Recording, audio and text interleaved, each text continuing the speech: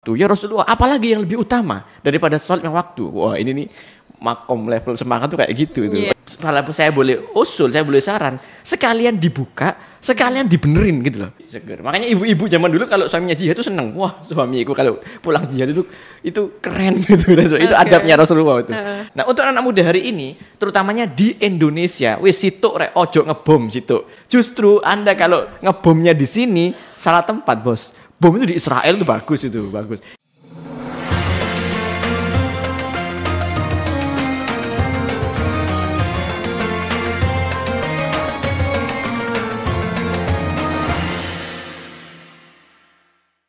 Assalamualaikum warahmatullahi wabarakatuh. Selamat sore Sobat K, seneng banget ya udah menuju ke buka puasa nih Sobat. Tentunya bareng bersama saya Ajeng Fatma dalam dakwah milenial. Sore hari ini saya sudah ditemani dengan Ustadz Hutri, founder dari Majelis Gaul Sobat K. Assalamualaikum Ustadz. Waalaikumsalam warahmatullahi wabarakatuh. Seneng banget rasanya ya Ustadz ya bisa bertemu kembali dengan Sobat K yang kali ini sedang menjalankan puasa di bulan Ramadan kali ini. Nah Sobat Ki, kita bakalan terus bersama dengan kamu, membersamai kamu, menemani kamu di sore hari selama bulan Ramadan. Dan kamu jangan lupa ya untuk terus pantengi dari streaming K Radio Jember, atau bahkan kamu juga bisa untuk nonton YouTube @K Radio Jember Sobat Ki. Nah kali ini kita mau ngomongin soal jihad. Ini mungkin agak apa ya, kalau di zaman sekarang kayaknya jihad ini udah mulai jarang dibicarakan ya Ustadz ya. Orang pada takut. Iya, karena kan jihad ini kayak ya 11-12 kayak perang, tapi ini perangnya perang suci untuk mempertahankan agama Islam. Tapi sebenarnya Ustadz untuk melakukan jihad, apalagi anak muda di zaman modern kali ini, sebenarnya apa sih jihad yang bisa kita lakukan di zaman sekarang untuk anak muda sebenarnya Ustadz? Oke, siap.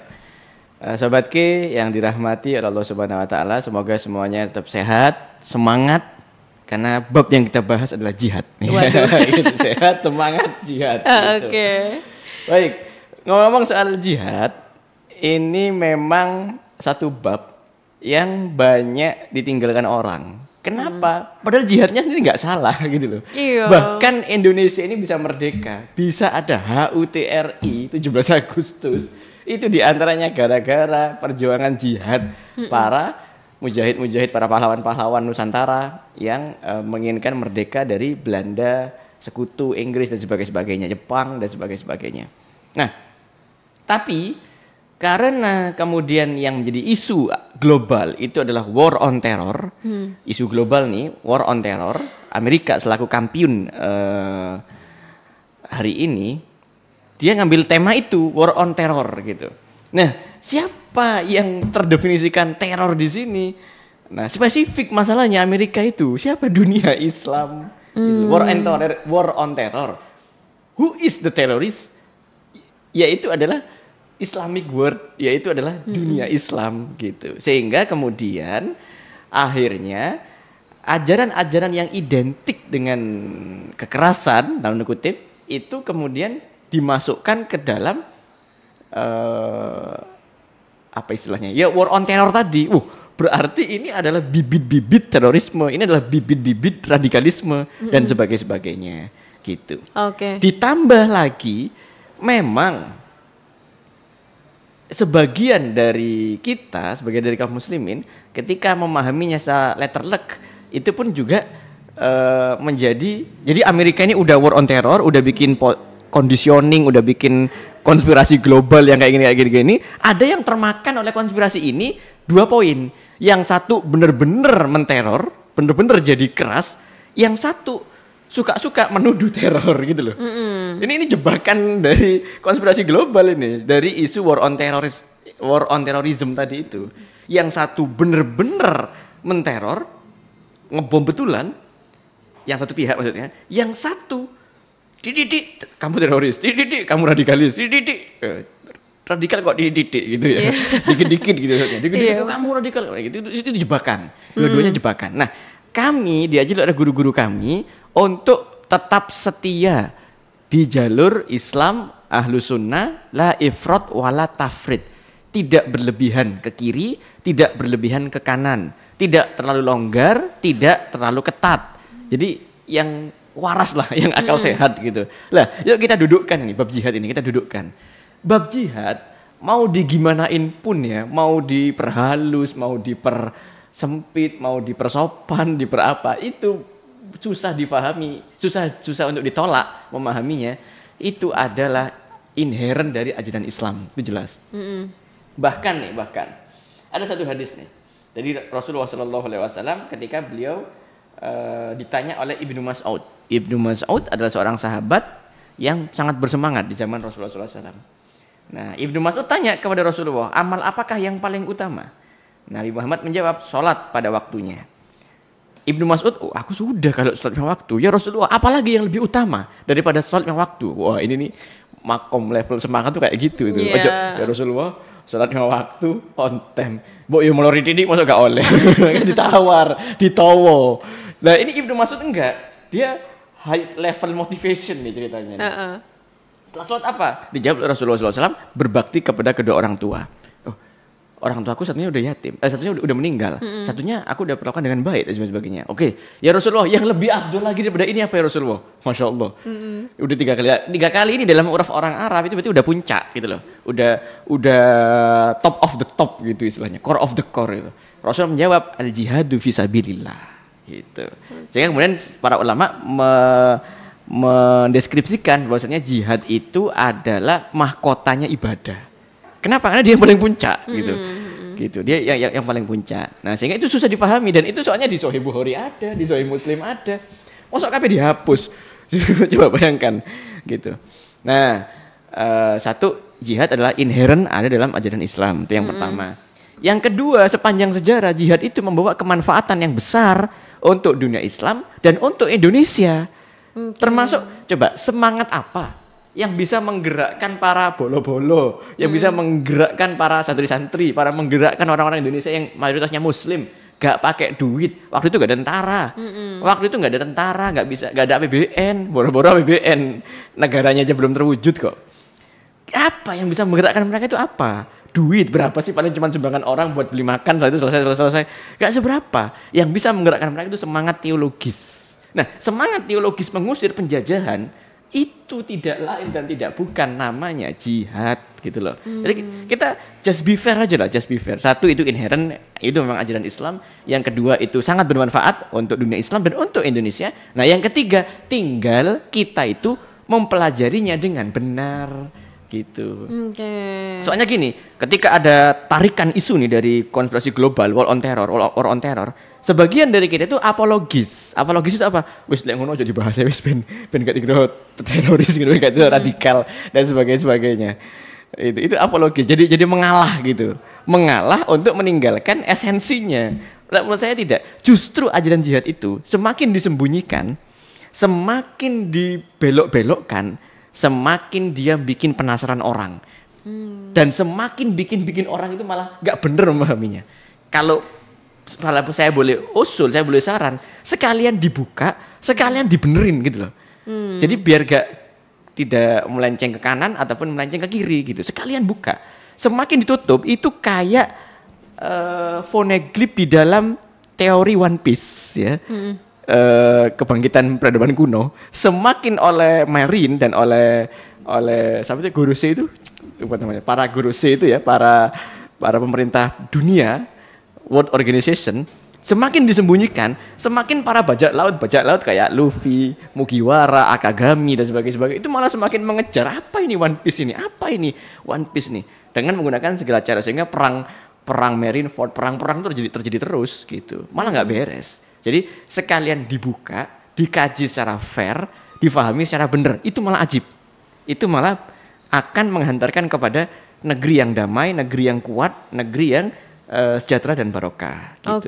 Justru harus dibuka. Oke. Nah, sebenarnya dalam kondisi apa sih Ustadz kita ini sebagai umat muslim, apalagi di zaman modern ya, dianjurkan untuk melakukan jihadnya itu Ustadz? Oke.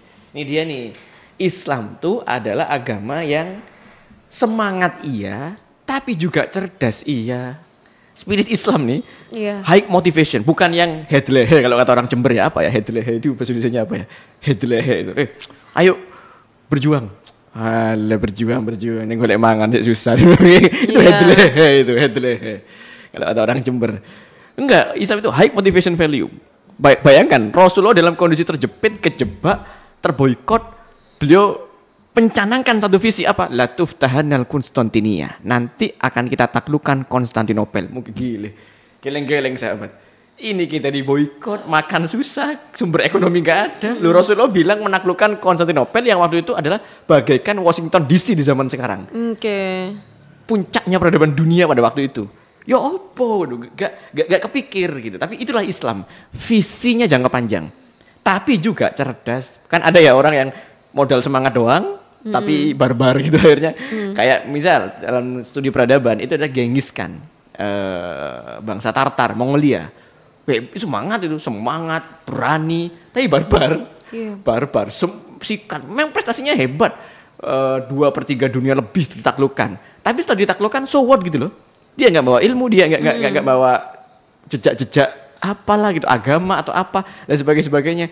Justru malah banyak yang masuk Islam akhirnya, ada yang masuk Kristen, ada yang macam-macam lah akhirnya. Cepat luasnya, menangnya, tapi juga cepat kalahnya, cepat bubarnya gitu. Nah, karena semangat doang tanpa ilmu. Nah, sementara Islam itu memadu-madankan high value motivation dan juga intelijensi yang tingkat tinggi. Maka jihad di dalam Islam itu gradual, bertingkat-tingkat sesuai dengan konteks dan kondisinya. Nah, kan kalau kita kupas akar kata jihad, jihad itu akar katanya jahada, juhdun, ya. Usaha yang sungguh-sungguh, usaha yang full power gitu istilahnya. Jadi kita mengeluarkan full power. Nah, itu disebut jihad. Gitu. Nah, maka kalau dari akar kata itu, berarti dilihat dari kondisinya. Untuk wilayah-wilayah yang damai, yang tidak terjadi perang di dalamnya, contoh Indonesia kan nggak ada perang fisik, gitu. Perangnya perang pemikiran, perang media, ya gitu-gitulah ya. Perang yang sifatnya non fisik. Maka jihad di Indonesia dipahami adalah perjuangan yang sungguh-sungguh, usaha yang sungguh-sungguh dalam hal pemikiran untuk menegakkan cara berpikir yang benar gitu. Bukan dengan dibom dengan apa, enggak. Sebaliknya, Indonesia di masa kemerdekaan, di masa awal perjuangan kemerdekaan, tahun ya awal-awal memperjuangkan kemerdekaan, mengusir penjajah, penjajahannya bersifat fisik. Maka jihad yang paling pas di zaman itu adalah senjata yang kita punya, entah itu bambu runcing, entah itu mercon, entah itu apa dan sebagainya. Fisik dengan fisik, non fisik dengan non fisik. Hebat nggak Islam? Cerdas gitu. Jadi lek wis damai, ojo golek perkara gitu. Tapi lek dijajah, ojo meneng lawano gitu. Hebat kan? Dan itu barokah besar buat Indonesia. Gitu. Nah tadi itu kan juga sudah dijelaskan Sobat Ki bahwa untuk jihad ini macam-macam ya Sobat. Nah kita bakalan mengulas lebih dalam terkait dengan macam-macam dari jihad itu Sobat Ki, tentunya dalam dakwah milenial. Tahu nggak sih Sob, di bulan Ramadan ini kita tuh dianjurkan untuk makan lebih sedikit, tidur lebih sedikit, tapi beribadah yang lebih banyak. Nah, makanya jangan lupa buat subscribe dan like video ini biar ibadah kamu lancar terus ya. Kembali lagi dalam dakwah milenial Sobat Ki, di sore hari akan menemani kamu selama bulan Ramadan. Jadi buat kamu Sobat, mungkin bulan Ramadannya kali ini puasanya sedang ngerasa kayak lagi berjuang-juangnya nih Sobat Ki. Kamu bisa untuk nonton terus dakwah milenial dalam YouTube Ki Radio Jember, atau bahkan kamu juga bisa untuk streaming di 102,9 FM Sobat Ki. Nah kali ini kita ngomongin soal jihad ya, dan kita bakalan ngupas lebih dalam terkait dengan macam-macam jihad. Nah tadi Ustadz Putri juga menjelaskan Sobat Ki bahwa jihad itu banyak macamnya. Nah jadi saya penasaran nih Sobat, apakah Ustadz dakwah kemudian belajar atau justru kita puasa ini juga termasuk dalam jihad Ustadz? Oke, siap. Sebelum itu saya ada satu anekdot yang cukup menampar inspirasi kita ini. Saya dapat dari story-nya Al-Habib Muhammad bin Anis Sahab dari Malang. Dia bilang gini, kita beda pendapat, beda pilihan, kok marah-marah sih? Itu bukan jihad tapi jahat. Gitu. Jadi kalau beda pilihan, beda pendapat, beda ya hal-hal yang berbeda dalam kehidupan, terus kita sikapi dengan keras atau dengan apa? Nah itu bukan jihad tapi itu jahat gitu. Nah kembali ke yang tadi, memang spektrum jihad itu adalah bermacam-macam dan ini bukan teori-teori ngarang ya, bukan. Ini bahkan langsung dari Nabi Muhammad SAW. Sebada perang Badar, bayangkan perang Badar itu dijuluki perang Badar Al-Kubro. Sepulang, nah biasa ini adab Rasulullah, Masya Allah. Ketika sehabis perang itu kan biasa ya, namanya perang, lagi perang Badar, yang namanya darah, keringat, tanah, baju kotor, itu biasa lah ya. Habis outdoor, habis hangout. Tapi ini hangoutnya nggak main-main perang. Beliau itu nggak langsung masuk ke kota Madinah, tapi ada beliau untuk menghormati para wanita, para istri-istri, para ibu, para penduduk Madinah. Beliau itu ngecamp dulu di depan, ini Madinah. Nah sebelum masuk itu beliau ngecamp di depan gerbang untuk mandi, bersih diri, memperhias diri dan sebagainya.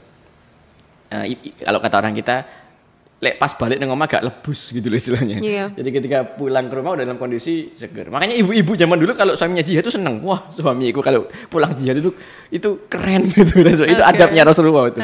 Nah, ketika habis pulang dari perang Badar, beliau ngecamp, itu beliau ngomong begini kepada para sahabatnya.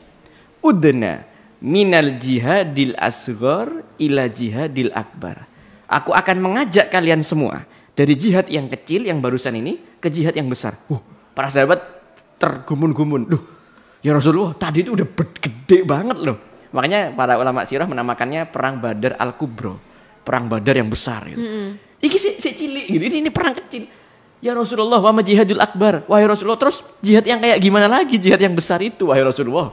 Bayangkan. Ini baru pulang nih, masih ngecamp, masih beres-beres diri. Mau diajak ke jihad yang lebih besar. Apa jawaban Nabi Muhammad SAW? Simpel. Jihadun nafas.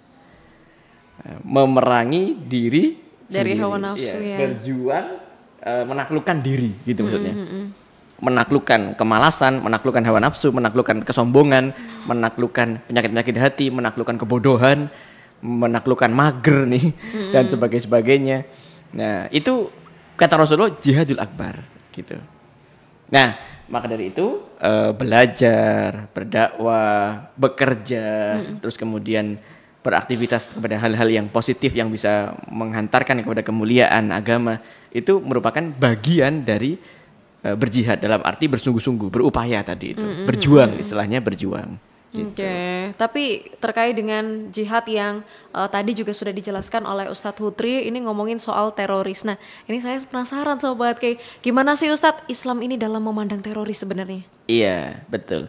Sebenarnya Islam itu agama yang adil. Unsur adla bil adli. Tegakkanlah keadilan dengan cara-cara yang adil. Nah, sayangnya kita hidup di satu zaman, satu peradaban yang nggak adil. Zaman kita ini nggak adil. Kalau para ulama kita sebutkan ini zaman kapitalisme, gitu. Jadi siapa yang megang kapital, dia yang pegang kuasa untuk mengatur mindset orang, memframing orang dan sebagainya. Termasuk ini Islam jadi korban di framing gitu loh. War on terrorism. Siapa teroris? Who is the terrorist? Muslim gitu. Who is the... Sampai ada meme itu, sempat saya posting itu, meme-nya itu begini. Wis jelas-jelas ono wong ngebom di luar tuh banyak yang nembaki masjid, yang ngebom. Cuman karena mereka nggak berjenggot, karena mereka bukan Muslim, mereka bukan teroris. Tapi apa?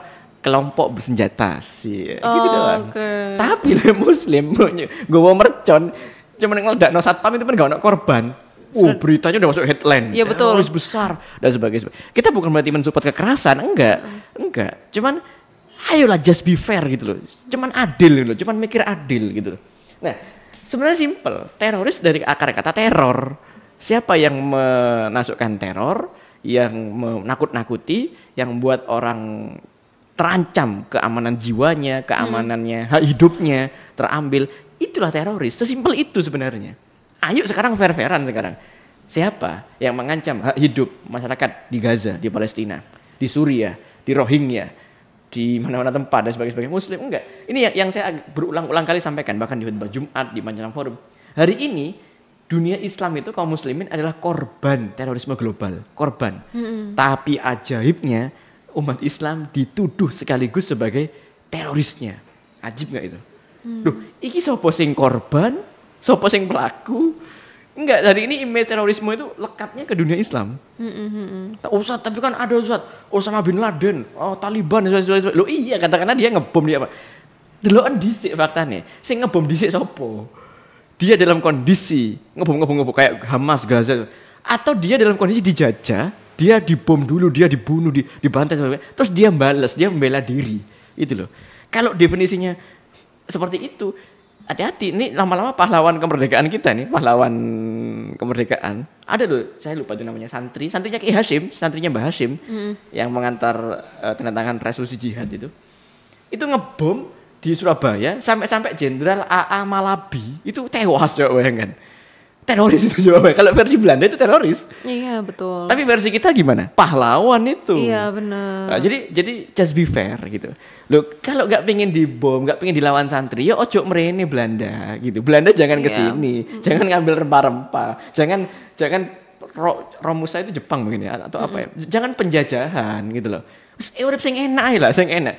Bayangkan sepanjang sejarah dunia Islam tuh yang paling banyak bikin hidup itu enak dan adil di seluruh dunia. Tapi memang Islam ini kan karena cerdasnya tadi. Iya betul. Kalau ada yang ganggu, nggak segan-segan. Gitu. Jadi udah hidup enak, stabil, udah adil lah dan sebagainya. Ada potensi yang coba mengganggu kestabilan ini. Itu tegas dunia Islam. Rasulullah menghukum mati, pernah hukum mati orang. Karena emang orangnya salah gitu. Iya, betul. Gitu loh. Rasulullah membakar masjid pernah, karena emang masjidnya bahaya, Masjid Diror namanya, Masjid Diror. Masjid itu jadikan tempat konspirasi orang-orang Yahudi dan orang-orang munafik untuk menyebarkan faham ketidakpercayaan atau distrusting kepada Rasulullah SAW gitu. Nah, cuman cek dulu karena apa gitu. Nah, hari ini dunia Islam itu adalah korban dari terorisme, dijajah, diambil hak hidupnya, dibom dan sebagainya. Nah, ketika balesnya itu dianggap teroris. Ini nggak adil ini. Ayolah kita paling nggak sebagai orang umum, orang luar yang kita nggak ikut berperang. Kita pun juga nggak pakai jalan kekerasan, enggak. Cuman paling nggak kita hanya minta satu, ayo kita mikir adil gitu loh. Mikir adil untuk diri kita, masyarakat kita dan untuk masyarakat dunia, termasuk saudara kita di Gaza, di Palestina, di Rohingya gitu.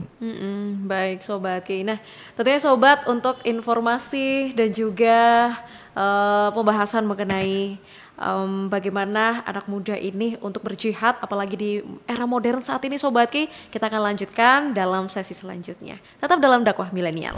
Sebelum lanjut nonton ya Sobat, Alifa ingetin nih, jadikan Ramadan ini sebagai titik balik dalam hidup kamu. Bebaskan diri dari segala tipu daya dunia dan nikmati manisnya iman Sobat.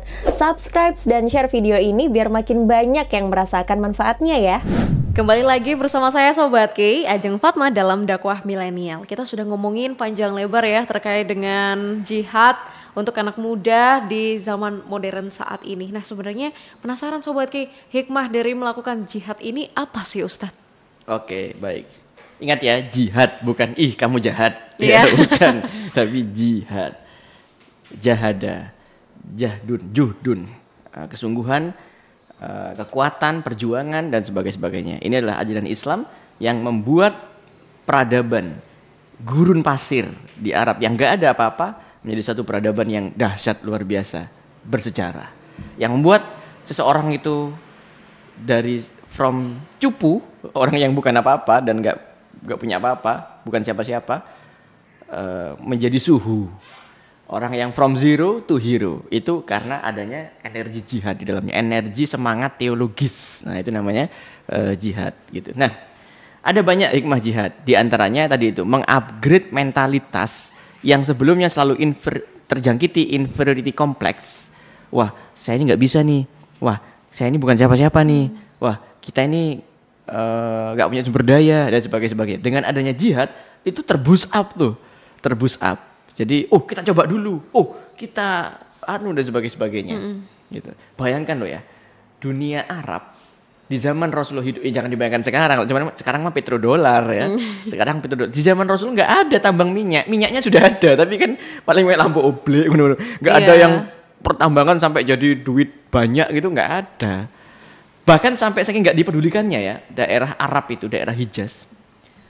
Romawi sama Persia yang merupakan kampiun peradaban di zaman itu ogah untuk jajah Hijaz. Kenapa? Ngetek-ngetek duit, ngetek-ngetek pasukan gitu. Sampai saking nggak direkennya gitu loh.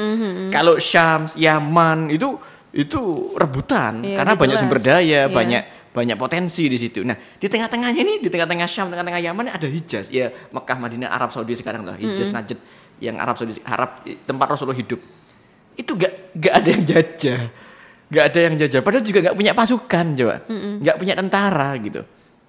Nah, tapi justru di kaum tersebut lah, justru di tengah gersangnya padang pasir itulah Allah memunculkan satu peradaban baru, peradaban besar, namanya peradaban Islam, di antaranya dengan semangat jihad. Itu yang pertama. Yang kedua, sama seperti bangsa Indonesia, yang sebelumnya inferior, kita loh gak punya apa-apa, punyanya cuman bambu runcing, Belanda punyanya bedil, meriam, dan sebagainya. Nah, itu kalau orang nggak punya semangat jihad, udah nyerah duluan. Plus lagi Belanda ada gaji bulanannya, ada VOC yang siap backup pendanaannya, finansialnya, ada pemerintahan pusat, Ratu Belanda yang siap backup politiknya.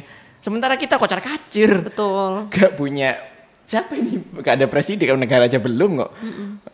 Gak ada. Nah, tapi siapa yang bisa menggerakkan itu semua? Kekuatan spiritual, kekuatan teologis, dan itu namanya adalah jihad. Nah, kayak semacam itu jihad itu sangat-sangat dibutuhkan. Nah, termasuk dalam konteks kehidupan kita saat ini nih, untuk anak muda hari ini, jihad itu ada banyak hikmah. Di antaranya, kita jadi punya spirit lebih, semangat yang lebih untuk kita ini udah lama jauh dari agama, tidak terlatih, tidak terdidik, tidak terbiasa dengan hal-hal yang sifatnya keislaman, keagamaan dan sebagainya. Nah, toh juga nanti kalau sudah rajin sholat, rajin ibadah, juga gak dapat apa-apa secara materi misalkan ya, gak dapat apa-apa dan sebagainya.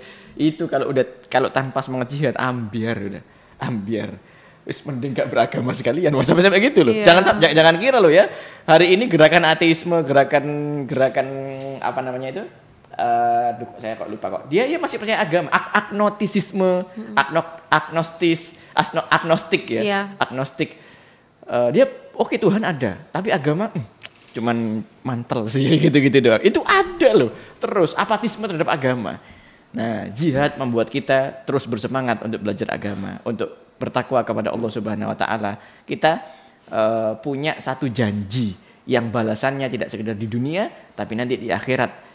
Janji akad dengan Allah Subhanahu wa taala, dan itu butuh perjuangan, itu butuh semangat jihad. Nah, untuk anak muda hari ini, terutamanya di Indonesia, wis situk rek ojo ngebom situk. Gak perlu ngebom. Intinya untuk jadi mujahid, untuk jadi jihad, gak perlu ngebom. Tuh, satu. Justru Anda kalau ngebomnya di sini salah tempat, Bos. Bom itu di Israel itu bagus. Kalau di sini salah tempat. Nah, kalau dulu oke, bener tempatnya. Waktunya, timingnya tepat. Nah, kalau sekarang Indonesia ini terkategori negeri yang Darussalam, negeri yang statusnya bukan Darul Harbi. Kalau Palestina, yes, Darul Harbi, sedang berperang di sana. Indonesia Darussalam. Jihadnya adalah dengan Anda melawan rasa mager. Ketika subuh Anda bangun, sebelum sholat subuh dulu ya, sahur. Kan kadang-kadang anak zaman sekarang nih udah masang jam beker. Wis siap KP wis bahan-bahan sahur nang kulkas wis lengkap. Begitu jam beker bunyi karena udah scroll TikTok kemalaman, aku turu jam 1 rek. Jam 1 setas merem. Jam 3 kok wis muni alarm sik masakan sebagainya, malas kalah. Lah, Anda mengalahkan rasa ngantuk itu jihad. Mengalahkan rasa ngantuk untuk bangun sahur, kemudian sholat subuh di masjid bagi yang laki-laki itu jihad. Lagi, waduh, iki sakjane ono mata kuliah, tapi jamnya kok jam ke-0. Biasanya oke lah, berhasil sahur alhamdulillah, berhasil subuh alhamdulillah. Nah, biasanya habis subuh itulah waktu yang paling riskan untuk tidur lagi. Bener. Tapi ono kuliah jam ke-0, kalau di UNED ada jam ke-0 ya. Iya, itu betul. jam 5.00 kalau nggak salah, seingat saya. 5.10 kalau nggak salah. Wow, itu kan medem-medem ya Pak. Anda mandi, Anda berangkat menerjang dinginnya subuh, kabut UNED itu Anda datang, itu jihad gitu. Dan sebagainya. Ada banyak hal. Terus kemudian Anda berani, ini poin yang pertama, terakhir individu Anda. Yang kedua, Anda berani menyuarakan suara-suara kebenaran, suara-suara keadilan di tengah masyarakat. Enggak harus koar-koar, enggak harus teriak-teriak, pakai gadget aja Anda. Pasang status-status, story-story yang positif, yang faedah, yang benar. Itu aja juga bagian dari jihad. Qulil haqqo walau kana murran. Sampaikan yang benar meskipun kadang pahit gitu. Misalkan kita bilang, "Rek, gak posoku dosa, posoku wajib." Ngono tok ae wis ngono tok, story.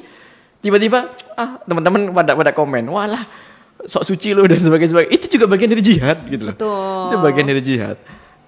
Atau ada banyak hal lagi yang lainnya yang bisa kita suarakan. Atau kita lagi bikin konsep nih sama teman kita nih. Kita lagi bikin project yang mana project kita ini bermanfaat nih untuk masyarakat kita, untuk kaum kita, untuk Indonesia. Manfaat nih project ini. Dan itu bukan project gampang.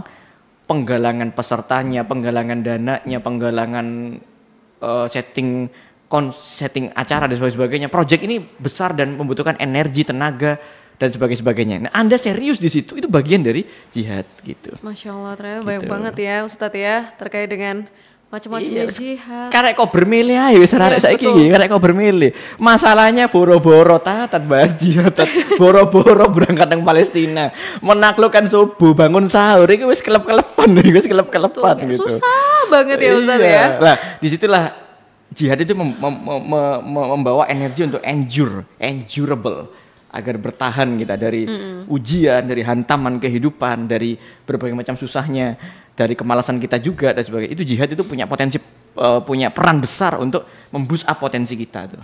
Oke, Masya Allah, banyak banget Sobat K untuk hal yang sebenarnya banyak banget untuk kita lakukan, apalagi untuk memperjuangkan diri kita sendiri ini juga termasuk jihad Sobat K. Nah makanya Sobat, ini banyak banget manfaat yang kita dapatkan ketika kita sudah mendapatkan penjelasan secara rinci dari Ustadz Hutri dalam dakwah milenial kali ini Sobat K.